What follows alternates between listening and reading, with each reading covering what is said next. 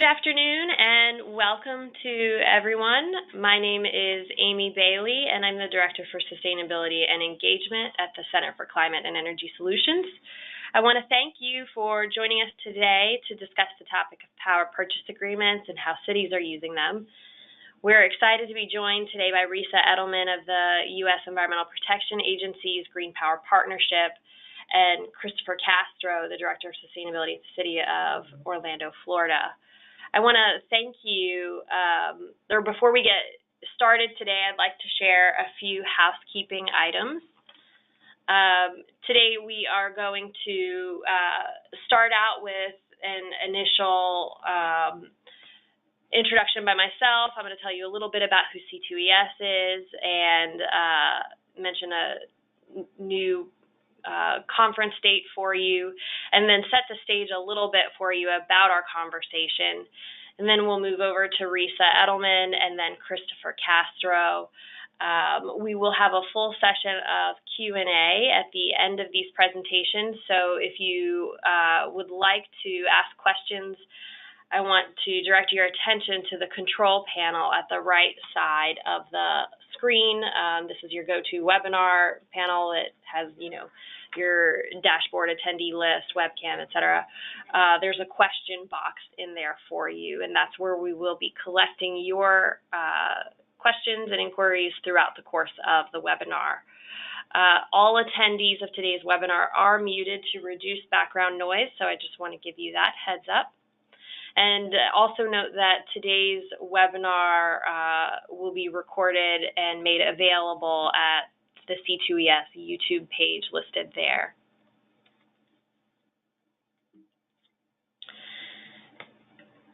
So before we get started, I'd like to introduce the Center for Climate and Energy Solutions. We are a nonprofit, nonpartisan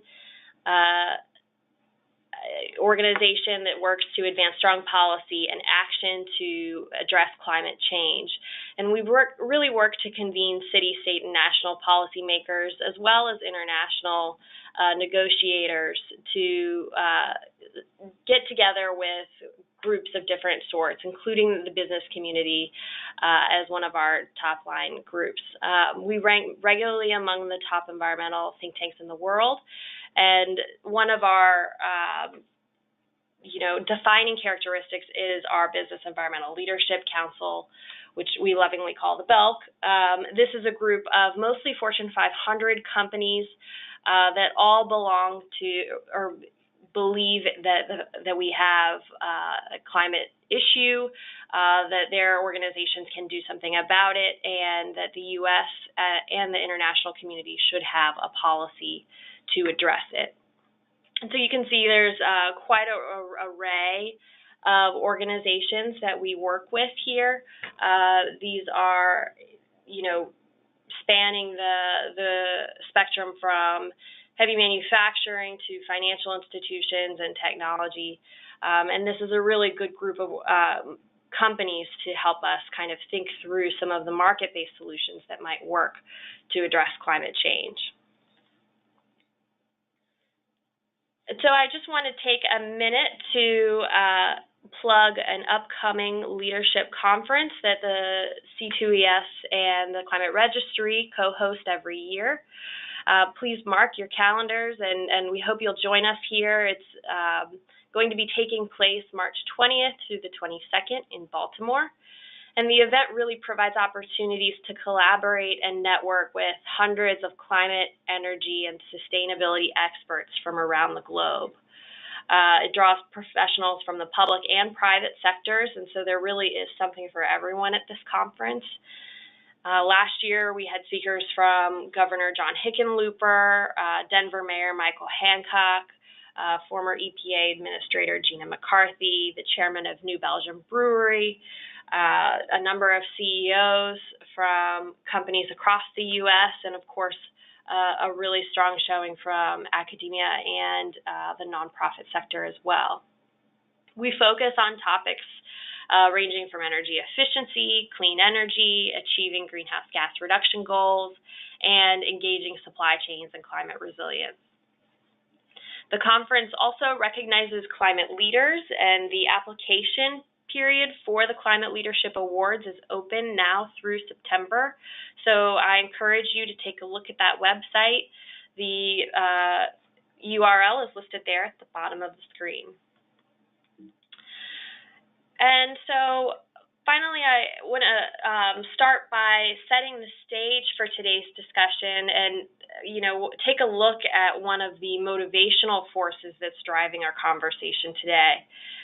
So many of you on the call may be familiar with the U.S. commitment to the Paris Agreement. And although the President has indicated his intention to withdraw, the U.S. is actually still in the agreement, and we have set a goal to reduce national emissions by 26 to 28% from 2005 levels by 2025. You can see that in 2016, our actual emissions profile showed that the country was nearly halfway to our target. But looking ahead to 2025, that target will remain challenging. So there really is a call to action here across the country to figure out how to reduce our greenhouse gas emissions. So, of course, since we are focusing on cities today, there is lots of action that's happening at this level of government. And many U.S. cities over the past decade or more have really been stepping up to establish local climate policies. And one of the strategies that's been gaining popularity in recent years is the effort to support more renewable energy. And a couple points of evidence here. 200 mayors have pledged their support for community-wide transitions to renewable energy. That's through the Sierra Club campaign. And alongside that, getting a little bit more specific, more than 70 cities have adopted clean energy targets for their city operations or community. And new resolutions are being passed at the local level every day along these lines. Similarly, the U.S. Conference of Mayors, which is the nation's bipartisan organization of mayors, passed a resolution in 2017 and then reaffirmed it in 2018 in support of 100% renewable energy. And so this is a pretty consistent and kind of common goal that we're seeing gain some steam across the United States. Of course, the reasons for this are many, and they vary by locality, but there are plenty of co-benefits of renewable energy, including air quality benefits, climate action, progress towards those greenhouse gas goals, and then, of course, economic benefits that the clean energy economy affords. So to drill down into this a little bit more, I could share a little bit of information that we have from C2ES and our partnership with the U.S. Conference of Mayors, which is called the Alliance for a Sustainable Future. In 2007, we collected data from cities nationwide through this initiative. We had 102 cities respond to this survey, and among other things, we asked cities about their renewable energy goals and use.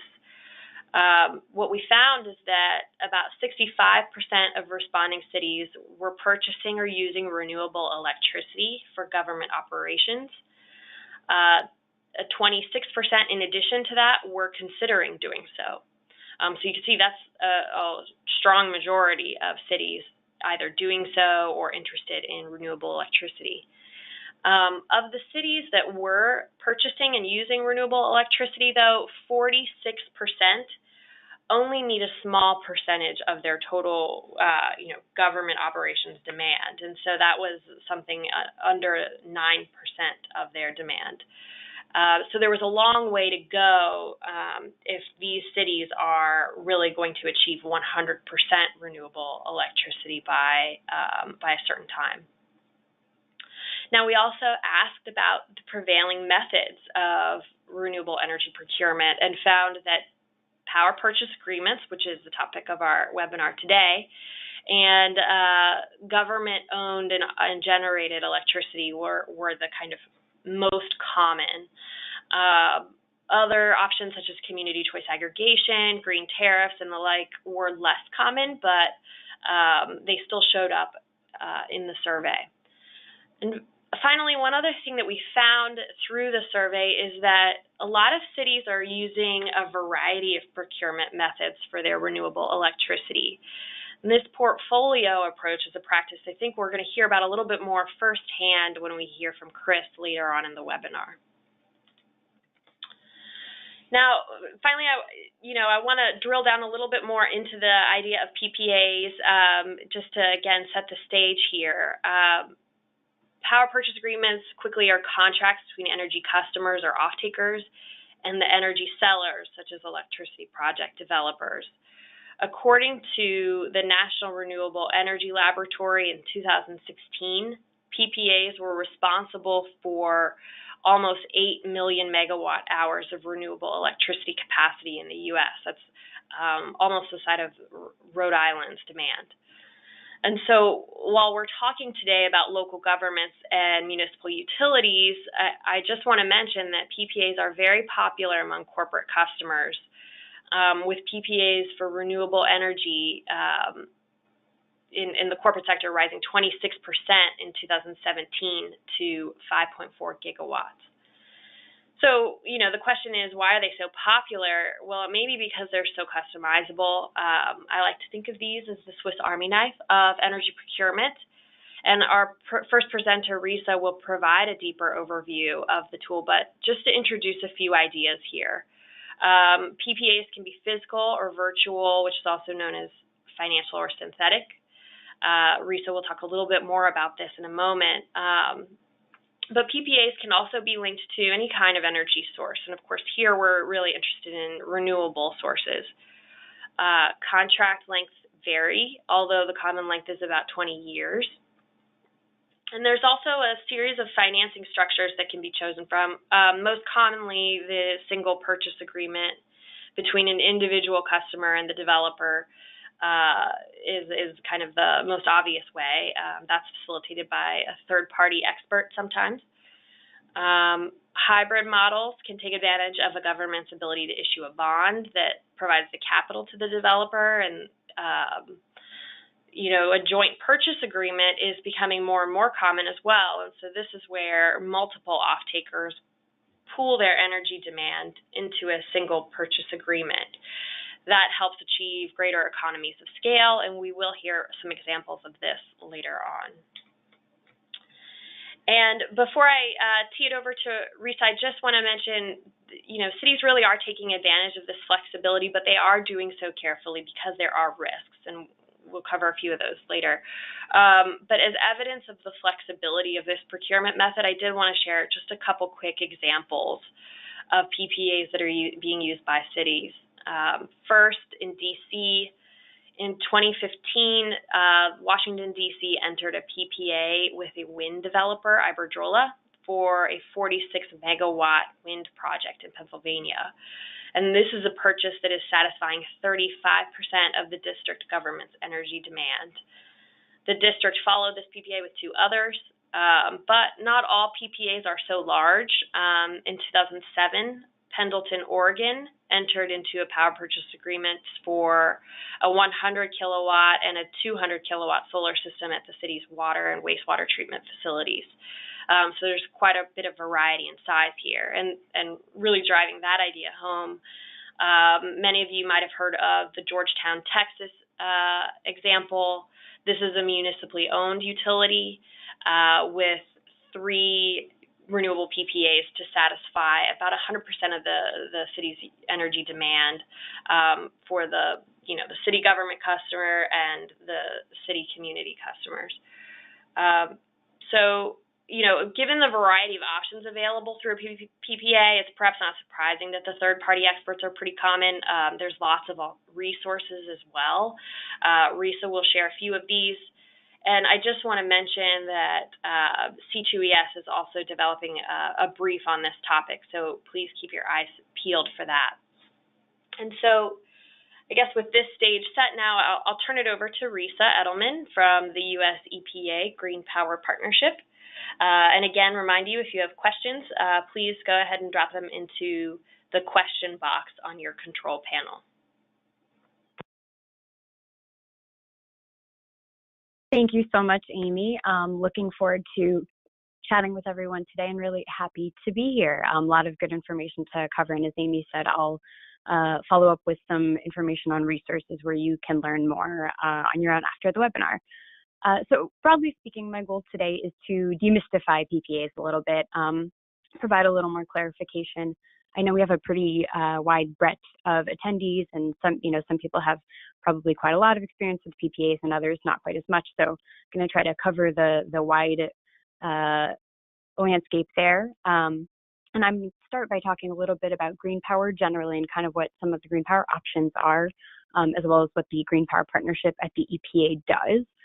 Follow up by talking about different types of PPAs and some of the pros and cons and different people who tend to take advantage of them, walk through how different kinds of PPAs actually work, and then finish up with a few resources.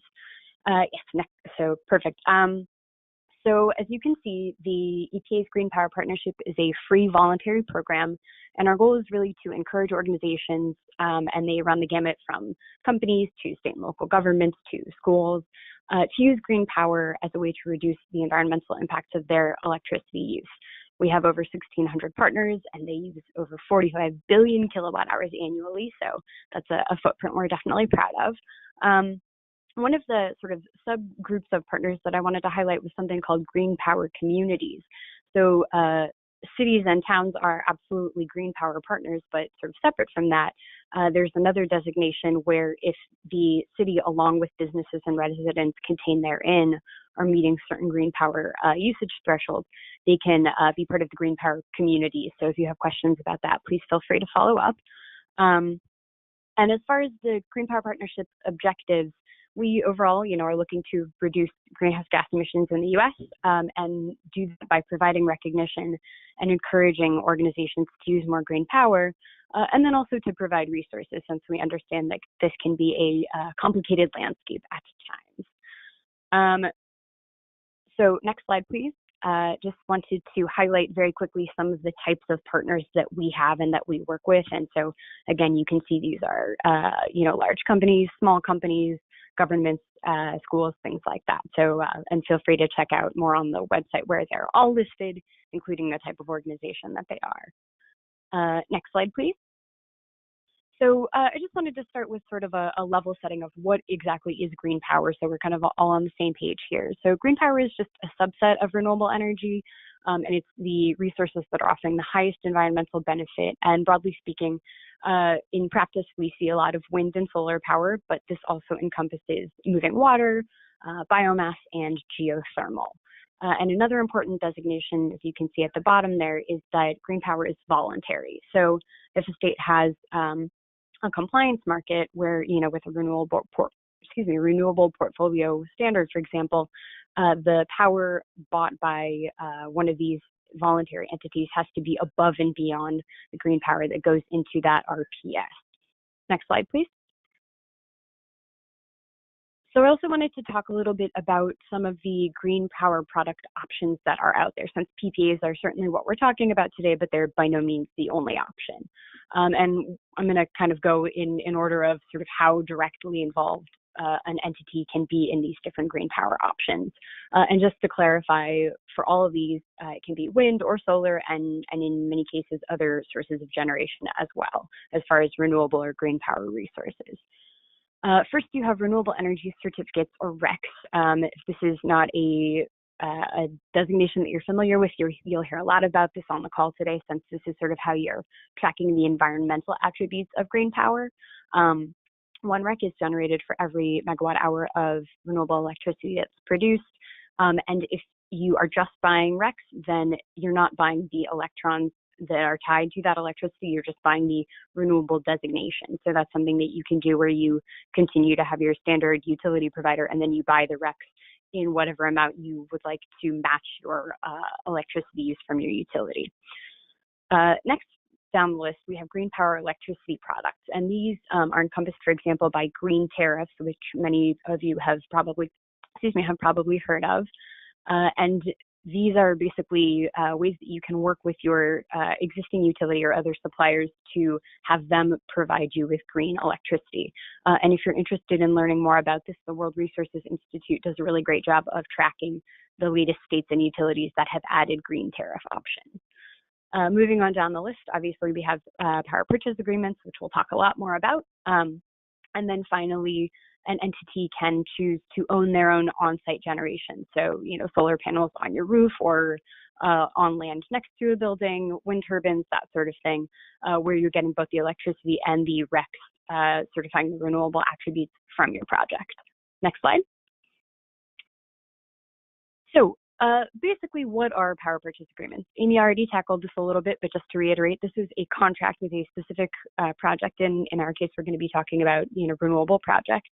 And the basic idea is that in exchange for committing to the PPA for a particular project for a certain contract length, you are locking in a reliable price and also getting clean power, assuming that you keep the RECs from that. And you can see that blue line on the bottom there is demonstrating what the PPA price would be, and sometimes it's flat, but often there are increases to sort of move with inflation and other economic dynamics.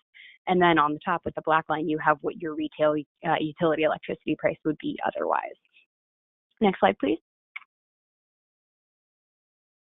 So as far as wind and solar PPA prices, this is something that I just wanted to highlight since this is a major dynamic for why we're seeing a lot more PPAs these days.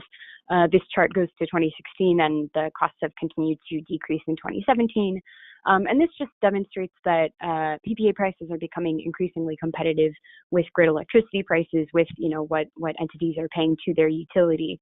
And this, of course, has in turn led to rising uptake. So Amy cited a statistic I had seen lately, which was that 2017 was the year that the most PPA megawatts were installed, 5.4 gigawatts around the world, and so that's a major trend that we're continuing to see increasing every year. Next slide. And so as a result, you're seeing institutions increasingly turning to PPAs, in part because of the economics, meaning that PPAs offer them cost savings, but for other reasons as well. PPAs can offer risk reduction because they provide a price hedge. Electricity prices over the last 16 or 17 years have increased anywhere between 44 and 67%. And so if you're locking in a more reliable price over the 10 to 20 years of the contract, that's, you can sort of plan for that and have more certainty in your business planning. It's also, of course, an opportunity to reduce your carbon footprint, presuming that you keep the RECs. And we're also increasingly seeing customers and constituents asking for renewable energy that a PPA can provide. And so that's the reason that companies are putting their brand on these types of projects. And of course, discussing the sort of different green power options, PPA can offer an alternative where perhaps an on-site project is not possible due to land constraints or other constraints that a power purchaser may find. Next slide. So with that in mind, who do we find as kind of a typical PPA off-taker? This is probably something many of you have considered and are kind of wondering, is this the right thing for me? So a pretty key parameter is to have a significant electricity use. Clean energy projects tend to get cheaper with scale, and so below a certain threshold, they can be expensive for a project developer to do and to sell the power from that. It's also important because of the way that renewable energy projects are financed, that the off-taker have some financial stability and creditworthiness, since generally speaking, the financier has to see that to be able to provide the upfront capital needed to develop the project in the first place. Typical PPA off-takers also tend to be focused on longer timeframes, since over that longer time frame, you're typically seeing pretty good savings on electricity, but it may take a couple of years to see those savings really come into place, depending on where you are, what your current electricity rates are, et cetera. It used to be that there was sort of a first mover attribute, since PPAs are harder than just sort of plugging into the outlet and getting typical grid power. But as we see PPAs become more common, this is less and less true. And then, of course, it's an opportunity to give rise to new renewable energy supply, which is something we see an increasing number of electricity buyers interested in. Next slide. So really quickly, I wanted to just offer a note about RECs.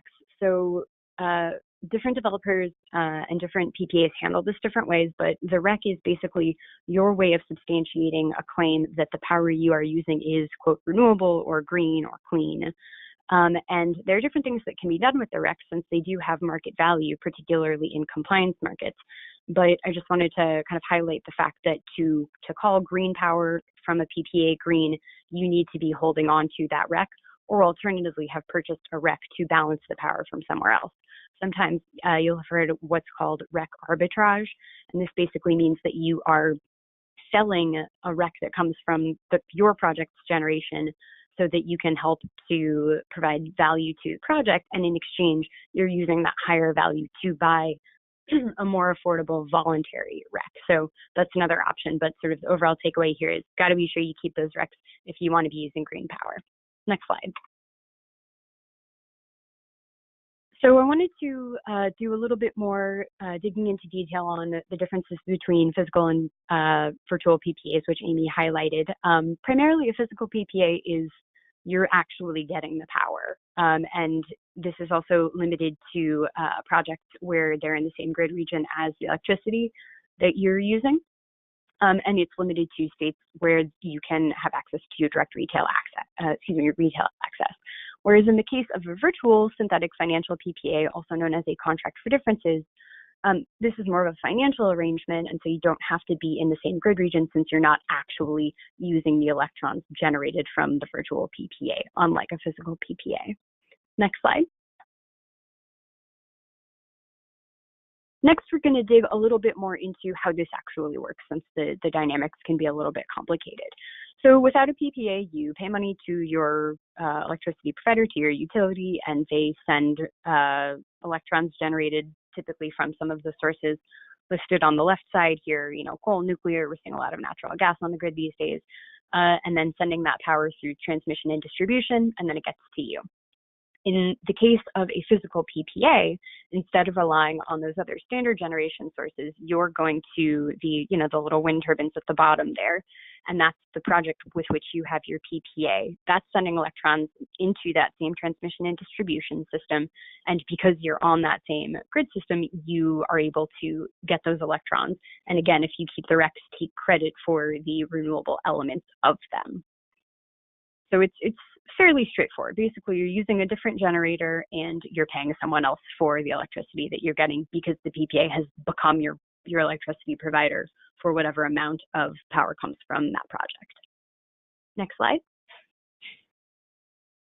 A virtual PPA is a little bit more complicated, but not too crazy. So in this first step here, you basically are seeing that you're maintaining your existing power provider relationship. So if your city is getting power from the local utility and that power is being fed into a particular power market, you continue doing that. Next slide. The additional steps involve what happens with the financial element of the contract. So let's say you sign a virtual power purchase agreement and it's for a particular rate, and that rate is also called the strike price, and the term is for any given length, usually between 10 and 20 years. Next slide. So then what happens to the power from that project that you have with the contract with is the electrons from that are being sold into a power market. It does not have to be the same power market that you are on. And in exchange for doing so, it receives the market price of that market. Next slide. Here's where your contract comes in.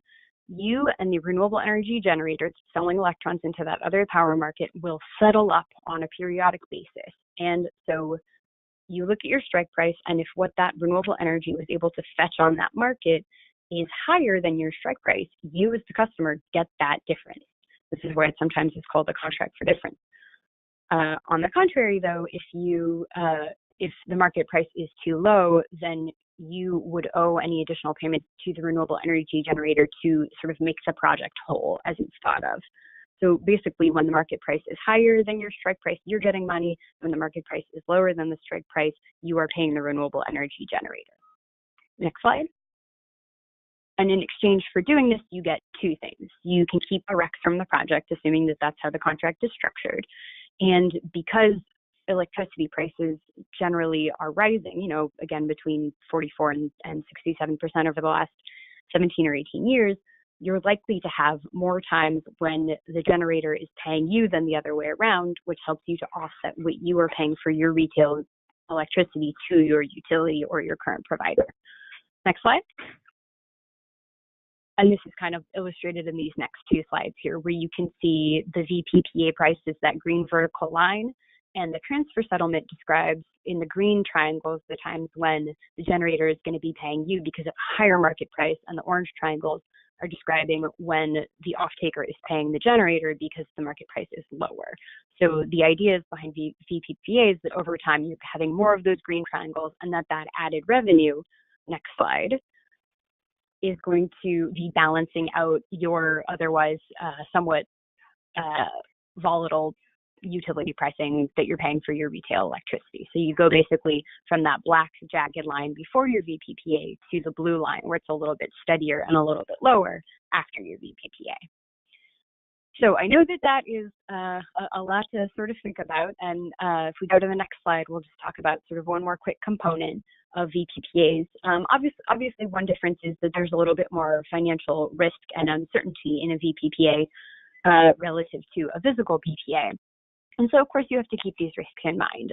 You don't know for sure what's going to happen on the power market. It is true that rates have risen pretty steadily over time, but there's no guarantee that that will happen into the future. So that's, you know, one risk that you're bearing.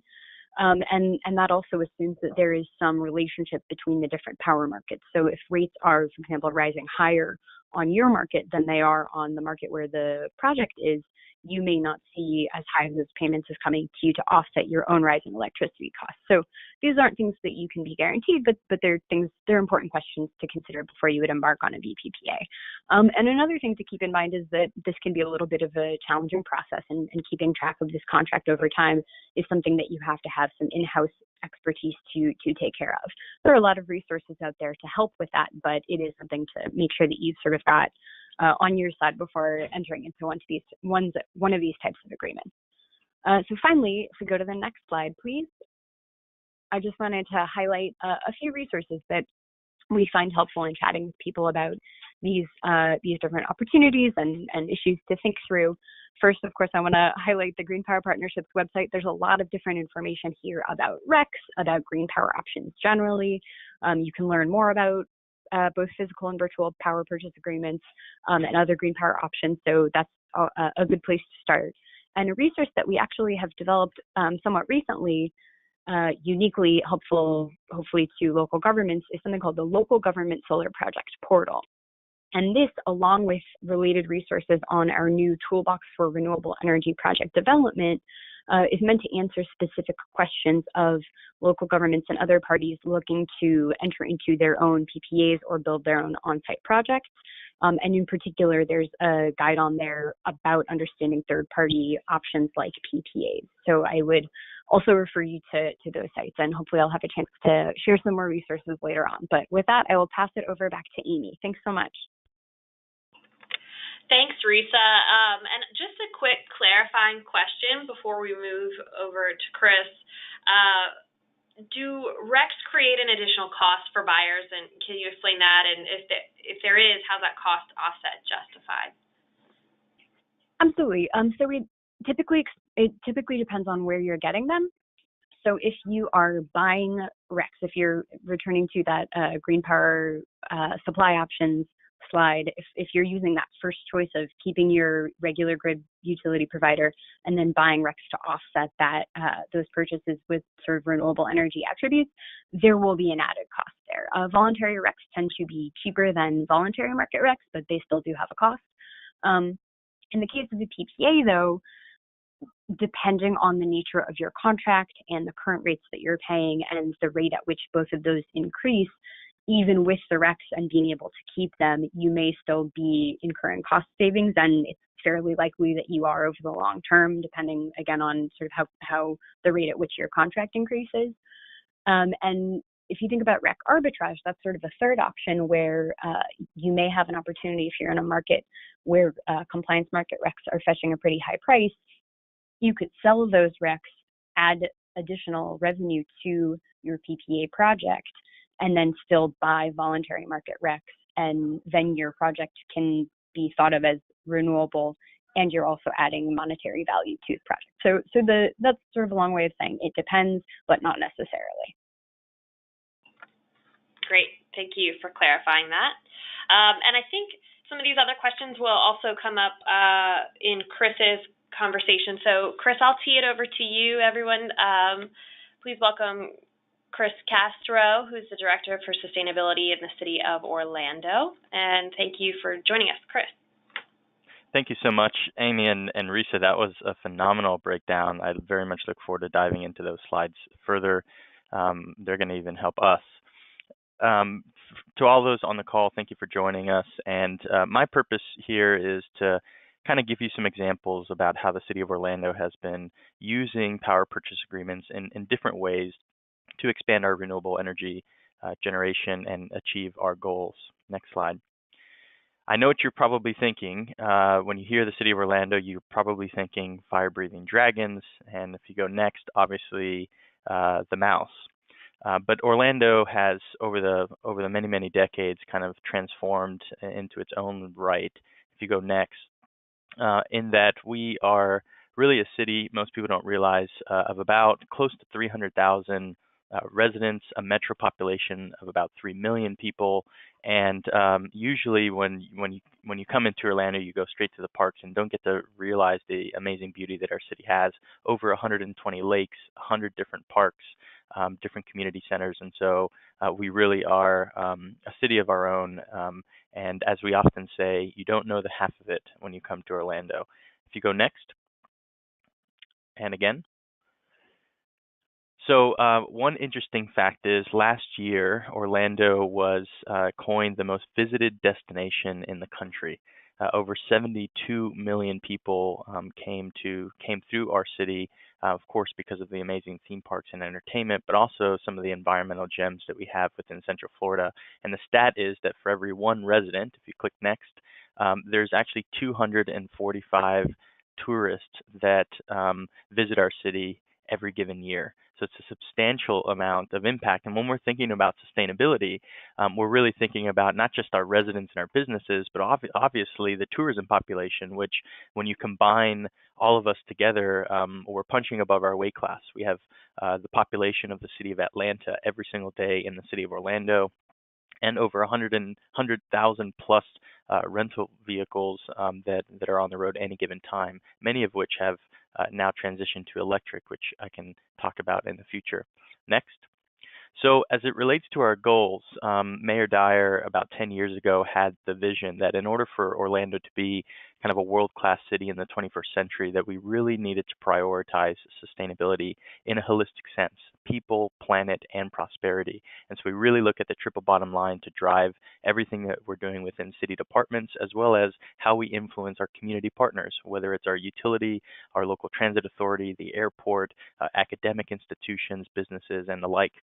Greenworks Orlando is the brand in which we have driven this effort forward, and it falls within these 7 verticals that you see here: clean energy, green buildings, local food systems, solid waste, livability, water resources, and transportation. Next.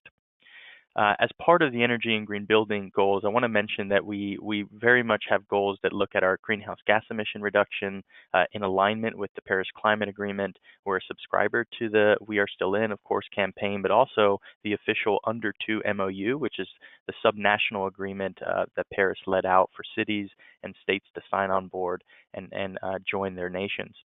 We also have very strong goals around energy efficiency within not just municipal operations, but citywide.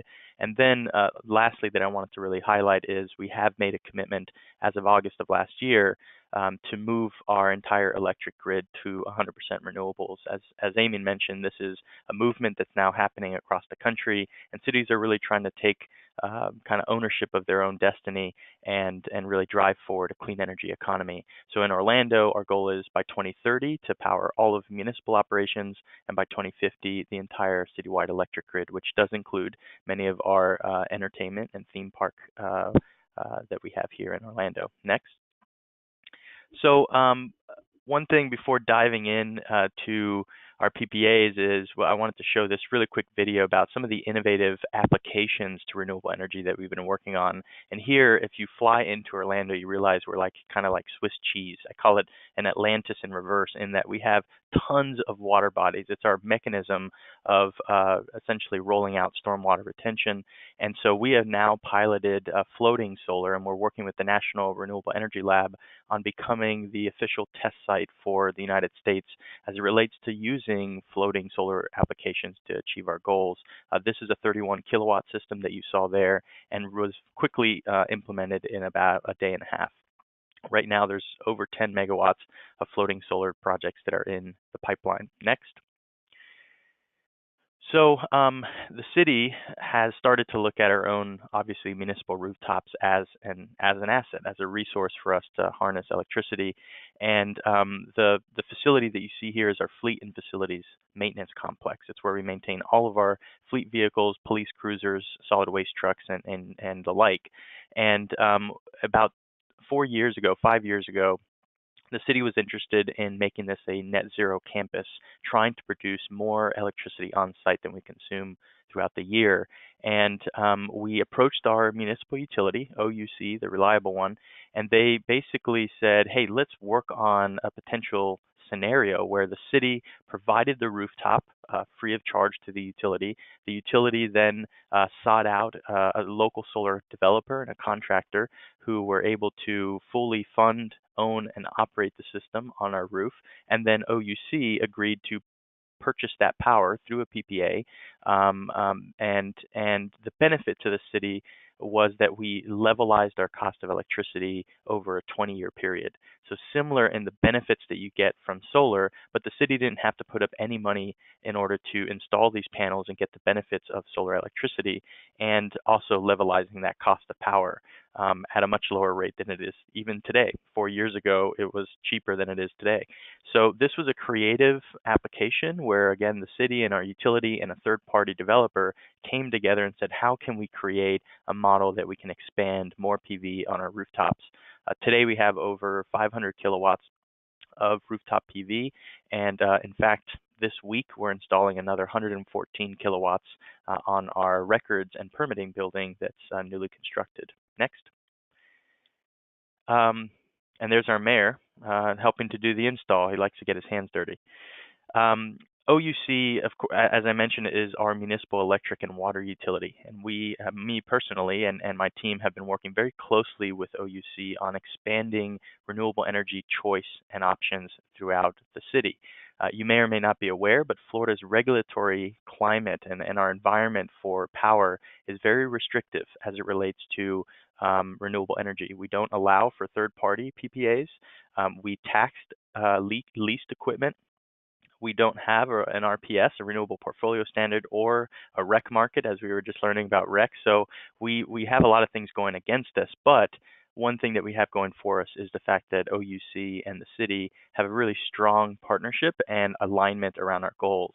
And so we've recently rolled out 20 megawatts of community solar and through a PPA model, where essentially a developer owns and operates this large-scale system. We have both single access tracker and fixed systems. And the array that you see on the bottom right is the newest one that we've turned online. It's 12 of the 20 megawatts. And it sits on top of the coal ash landfill that is formerly retired just a few years ago. You can see kind of the coal stacks in the back there.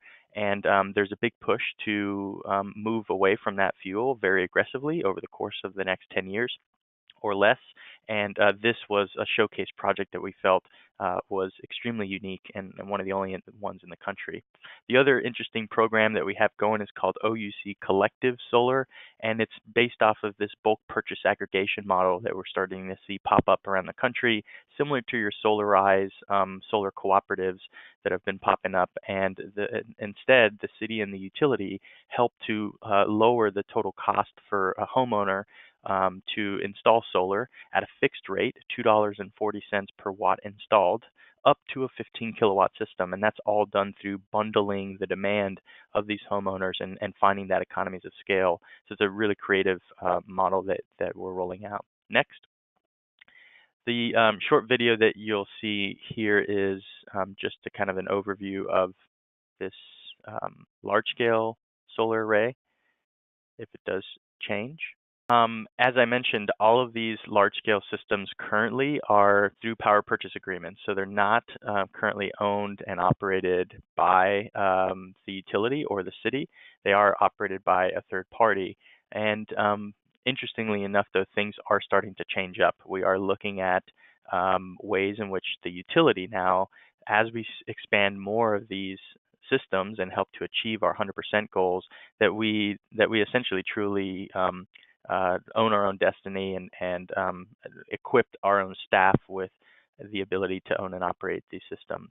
As part of the city's commitment to achieve our own municipal goals, we have worked with OUC to procure essentially 5.2 megawatts of that community solar farm, enough to now power all of our city hall, our entire police headquarters, massive facility, and 17 fire stations around the entire city of Orlando. And the impacts around preventing burning of coal, as well as the prevention of greenhouse gas emissions into the atmosphere, is massive, just with 5.2 megawatts. This procurement of power, as well as the other PPAs that I mentioned on city rooftops, now equate to over 10.4% of our overall municipal load powered by renewables. So little by little, we're incrementally getting there. We've hit that milestone of 10%. Next. So another exciting project I wanted to mention with you all is a really historic initiative, and it's called the Florida Municipal Solar Project. And this is something that OUC, our utility, worked very closely with the Florida Municipal Power Agency, FMPA, to essentially procure a large-scale solar farm for municipal utilities. So it's almost like that bulk purchase aggregation or those solar co-ops that are happening at the neighborhood level, but this specifically for utilities. So 14 utilities came together and essentially bundled their interest and their demand to procure 223.5 megawatts of solar electricity, of which OUC in the city procured 108.5 of that. So we were truly the anchor tenant behind that. This is images of the actual signature signing of the PPA and the contracts to move that project forward. This happened in early May, and by June of 2020, the entire 223.5 megawatts will be officially signed. And if you go next, you'll notice that this has been getting a lot of attention. OUC has, again, made that commitment to expand upwards of 120 megawatts between now and 2020. And just this procurement will increase our entire fuel mix from 2% solar to 7% solar in a matter of just 2 years. So it's a significant jump for a utility like that. And of course, as OUC procures that power, the city will also enter into a power purchase agreement with our utility to continue expanding our own commitment and offsetting our electricity loads for municipal operations. And those include wastewater treatment plants, fire stations, of course, and community centers and the like. Next. The last thing I wanted to mention is a creative effort that cities are starting to work on to actually go after a joint procurement of renewables through the virtual power purchase agreement model that Risa was talking about. Earlier this summer in June, we held the U.S. Conference of Mayors up in Boston. This is the annual assembly of over 400 mayors that come together. And the day before, Boston held the Boston Climate Summit. As part of that, 15 cities came together and decided to solicit information from renewable energy developers with a combined electricity demand of 6 terawatt hours over the entire year. And so we are currently, if you are a municipal government or county government, we are still seeking interested parties who want to join this RFI. The idea is that we'll seek information from renewable energy developers who can help us achieve this overall demand, and then each one of us enter into, following that, we all can decide whether we want to participate in the actual virtual power purchase agreement. We in Orlando are certainly interested in trying to achieve all of our goals internally here locally. obviously local first, but we realized that we may run into some of the challenges in achieving 100% by the goals that we've set out. And so this could be an option that if we hit 80% by the year 2029, and that additional 20%, is unable to be achieved in that year, then we may explore ways in which we purchase RECs or participate in virtual power purchase agreements to achieve our goals. So if you are interested, Boston's energy manager, Adam Jacobs, would certainly love to hear from you, and you can email him at that email address there, adam.jacobs@boston.gov. Next. So in short, I just want to mention that Orlando, we've really been trying to build our market around the clean energy economy. In 2015, the ACEEE, American Council on Energy Efficient Economies, produced a city scorecard, and it was the first time, as an employee that that I applied for this, and we were 30th in the country. And over a 2-year period from 2015 to the 2017 rankings you see here, Orlando jumped 10 points and became one of the most energy improved cities in the country. We continue to have the eye on the prize and wanting to do even more around not just energy efficiency, but expanding our renewable energy loads. So with that, I think that that's all that I have for you all, and look forward to fielding some questions. Thanks. Thanks, Chris. And so I think we have a few questions that have come in that I'll jump to now. And so two of them kind of circle around the idea of smaller customers and off-takers. There's one question that is, someone is currently working with a small town with a population of about 6,000 to meet their clean energy goals, and is there a certain size of a town or city that's more appropriate to enter a PPA? And alongside that, a similar question about a university as a buyer, maybe having a small to medium PV array, 4 megawatts for a college, and how should off-takers of this size think about PPAs? Well, I can just mention that the first thing to think about is looking at the regulatory environment of your state. As I mentioned, Florida outlaws the ability for a university or a small city to directly procure power from a third-party independent power provider.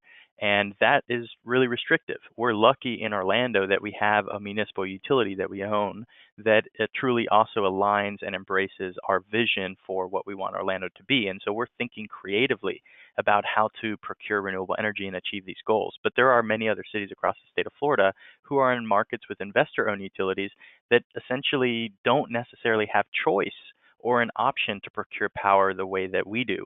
And so it really, first and foremost, we need to do the research on what the regulatory environment is at the state, if you allow third-party PPAs or not, if your utility offers solar choice or renewable energy choice through their offerings. Maybe it's green power purchasing offerings, which some utilities do have.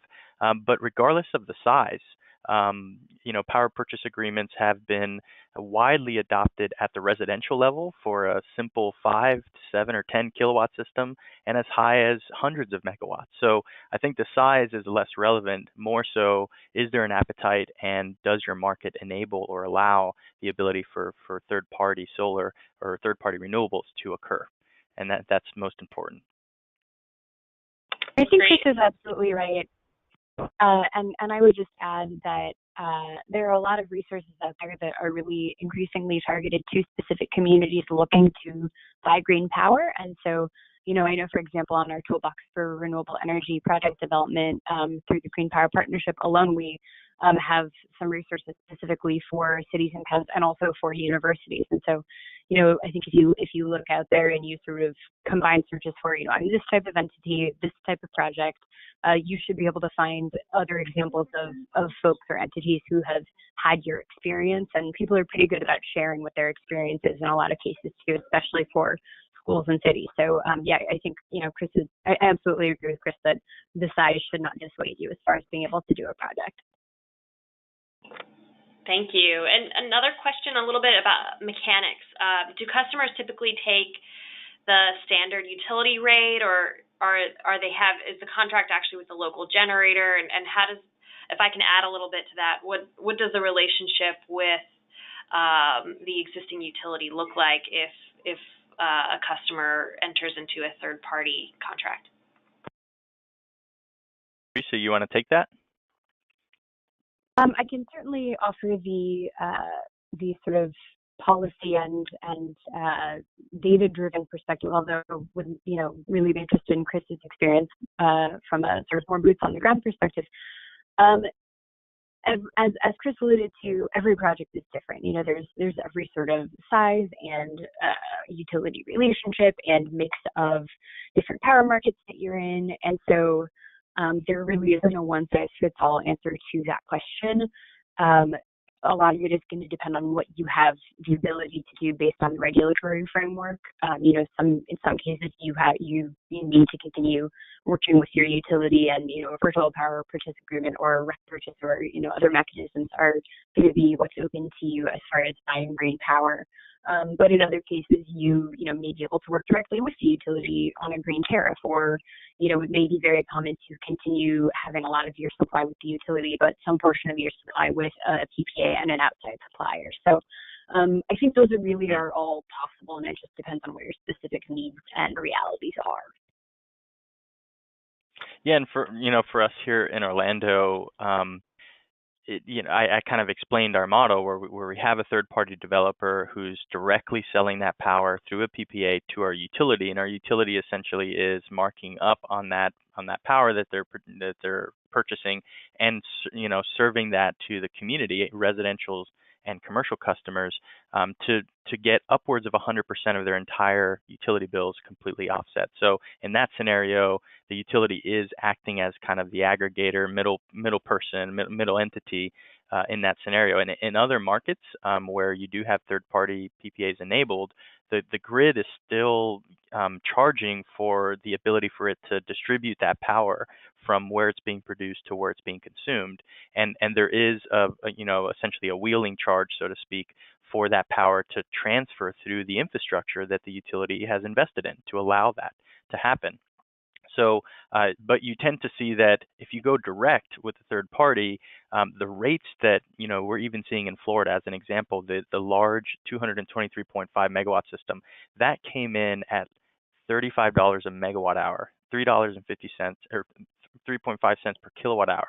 So it's very competitive when you compare it to even cogen, natural gas, and certainly competitive and actually cheaper than coal, than producing electricity from coal.